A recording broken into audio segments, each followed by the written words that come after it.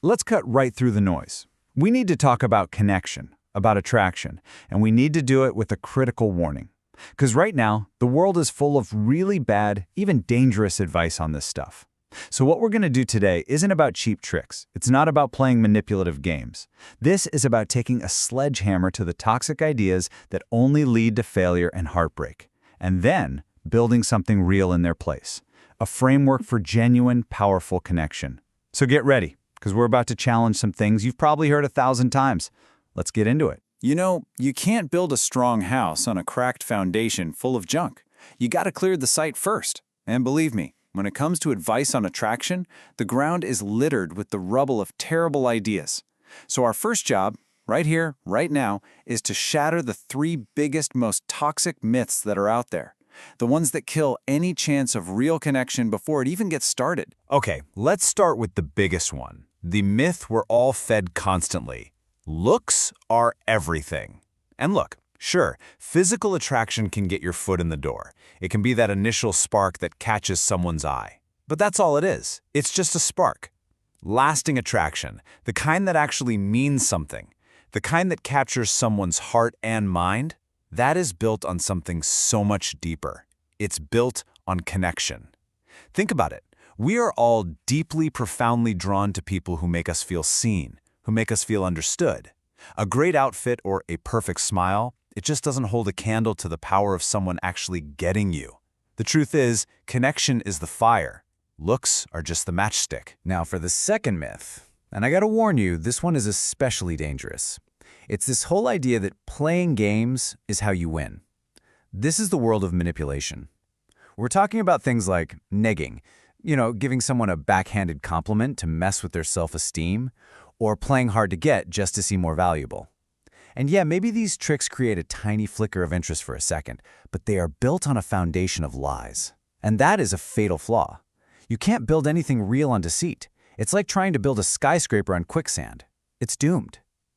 Real connection, the kind that lasts, absolutely requires trust.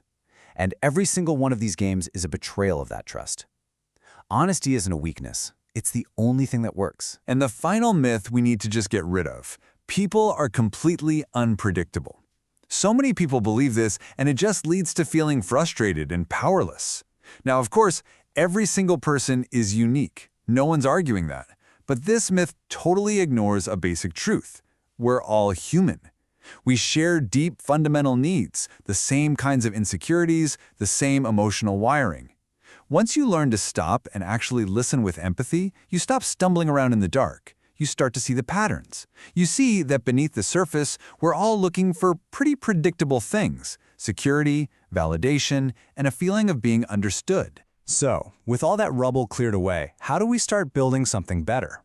Well, it starts with a huge shift in your mindset. And this piece of ancient wisdom captures it perfectly. It says to approach someone new with all possible love. Now, what does that mean?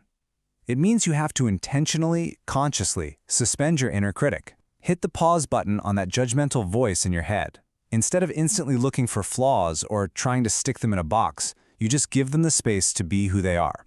You approach with genuine curiosity, not suspicion. And this isn't just some nice, fluffy idea. It is the absolute essential first step. This brings us right to the heart of this entire explainer. This is the one true power that makes all those games, all those myths, all that bad advice totally obsolete. It's a single, powerful mindset that will fundamentally change how you relate to other people, and in turn, how they start relating to you. And here it is. We call it the outward-focused mindset. It's a radical, 180-degree shift in where you put your attention. See, most of us walk into a conversation trapped inside our own heads. We're worrying, right? How do I look? What am I going to say next? Are they impressed with me? This mindset is about consciously turning off that internal chatter. All that anxious, self-obsessed energy, you're going to redirect it 100% onto the person right in front of you. It's a massive shift from performance to perception, from anxiety to curiosity. You're no longer trying to execute a game plan. You're on a genuine quest to understand their world. Now, having a new mindset is great, but that's just the what. We need the how. How do you actually put this into practice? That's where this framework comes in. And listen, these aren't rules in a game. Think of them more like laws of physics for human dynamics. They're the practical pillars that actually hold up that outward-focused mindset. So let's dive into the 3 laws of connection. The framework is a simple 3-part sequence. Empathetic curiosity, followed by outward attention, and finally, vulnerable connection. It's a flow. Each law builds directly on the one before it. Curiosity is what opens the door. Attention is what lets you walk through it. And vulnerability, well, that's what allows you to build something real and meaningful once you're inside. Let's break each one down. All right. Law number 1, empathetic curiosity. Everything starts right here. It means you make a conscious choice to throw out your preconceptions. The second you meet someone, your brain wants to be a filing clerk. It wants to slap a label on them and stick them in a drawer. You have to fight that urge. Instead, you adopt this mindset that you know absolutely nothing for sure, and you start asking open-ended questions that invite them to tell you about their world. Questions like, what is it you love about that? Or, wow, how did that make you feel? The goal isn't to collect data on them. The goal is to genuinely, truly understand their experience. Once you're genuinely curious, that leads you naturally into law number 2, outward attention. You've opened the door with curiosity. Now you deepen the connection with your full attention. And this is so much more than just not talking. It's about actively silencing that narrator in your own head. You know that voice that's always scrambling, thinking about what you're going to say next? You have to turn it off. Instead, you pour all of that mental energy into listening. And not just to their words, but to the emotion behind the words, their tone, their body language. That's where the real story is. True connection happens the moment you decide they are more interesting than your own performance. And that brings us to law number 3, vulnerable connection. The first 2 laws are all about understanding them. This last one, this is about letting them understand you. Connection has to be a two-way street. Now, vulnerability does not mean oversharing or dumping your baggage. It simply means having the courage to be authentic, to be real. If they say something that's genuinely funny, you don't give a polite chuckle, you laugh, for real. If they share something that moves you, you let that reaction show on your face.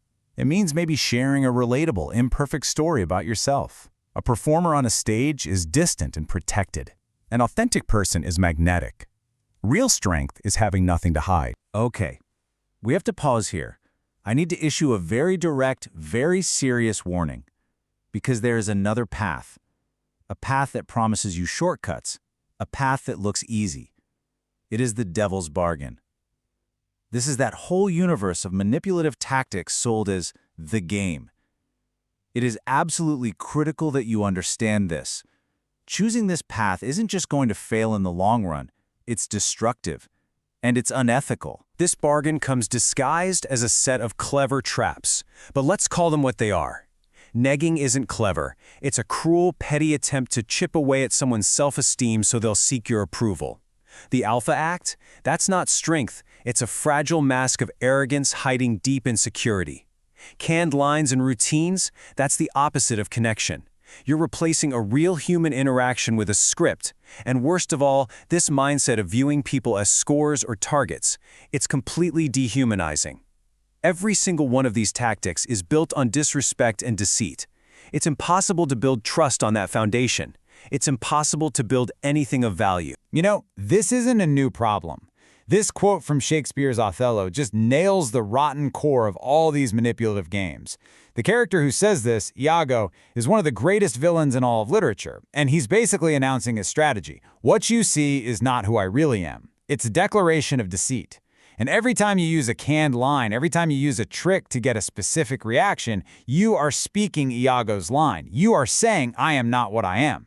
You're choosing a lie over your authentic self. And as that play so brutally warns us, that path only ever leads to tragedy. So if the game is built on weakness that's just disguised as power, then what does real strength actually look like? This is maybe the most important distinction we can make. We have to be able to separate the illusion of power from the undeniable reality of authentic confidence. And the contrast couldn't be more clear. On one side, you have false strength. This is what's so often sold as power, but it's really just weakness. It's a deep fear of being truly seen. It's a desperate need to impress people. It's having an ego so brittle that you have to blame everyone else when you get rejected. That's weakness. On the other side, you have true strength, real confidence. It starts with a healthy self-love that lets you be authentic without apology. It comes with resilience, the solid understanding that rejection is just a part of life, not a judgment on your worth. And it's fueled by that same continuous curiosity we talked about. Ultimately, true confidence isn't about being untouchable. It's about being secure enough in yourself to be open. So, after all of this, after clearing away the myths, understanding the laws of genuine connection, and being warned about the devil's bargain, it all boils down to one final fundamental choice. It's a question you have to ask yourself. Are you going out there trying to win a game? Are you armed with a secret rule book trying to score points in some shallow contest? Or are you showing up as yourself, with curiosity, with attention, and with the courage to be vulnerable, ready to build a real, authentic, human connection? The path you choose won't just define your relationships, it will define the kind of person you become. The choice is yours.